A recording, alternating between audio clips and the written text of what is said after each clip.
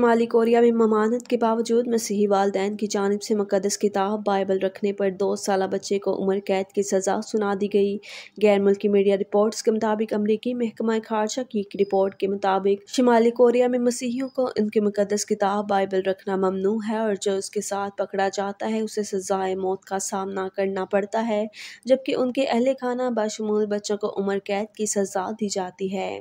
محکمہ خارجہ کی بین الاقوامی مذہبی آزادی کی رپورٹ برائے 2022 کے مطابق شمالی کوریا میں دیگر مذاہب کے لوگوں کے ساتھ تقریباً 70,000 مسیحی بھی قید ہیں۔ رپورٹ میں دعویٰ کیا گیا ہے کہ جیل بھیجے جانے والوں میں ایک 2 سالہ بچہ بھی تھا جس کے والدین کو 2009 میں مبینہ طور پر مذہبی رسومات کی ادائیگی اور بائبل رکھنے کے جرم میں پکڑ کر سزائے موت جبکہ اہل خانہ کو عمر قید کی سزا سنائی گئی تھی۔ محکمہ خارجہ نے شمالی کوریا میں انصاف کو یقینی بنانے اور احتساب کی حمایت کرنے والی ایک غیر منافع بخش تنظیم کوریا فیوچر کی ایک رپورٹ کا حوالہ دیتے ہوئے کہا کہ شمالی کوریا کی حکومت ایسے افراد پر ظلم کرتی ہے جو مذہبی رسومات میں مشغول ہوتے ہیں یا مذہبی اشیاء رکھتے ہیں۔ رپورٹ میں یہ بھی کہا گیا ہے کہ ایسے افراد جو مذہبی رسومات کی ادائیگی یا مقدس اشیاء اپنے پاس رکھتے ہیں انہیں گرفتار کیا جا سکتا ہے، حراست میں لیا جا سکتا ہے، تشدد کا نشانہ بنایا جا سکتا ہے، ان کے منصفانہ ٹرائل سے انکار کیا جا سکتا ہے، جلا وطن کیا جا سکتا ہے، ان کی زندگی کے حق سے انکار کیا جا سکتا ہے یا پھر انہیں جنسی تشدد کا نشانہ بنایا جا سکتا ہے۔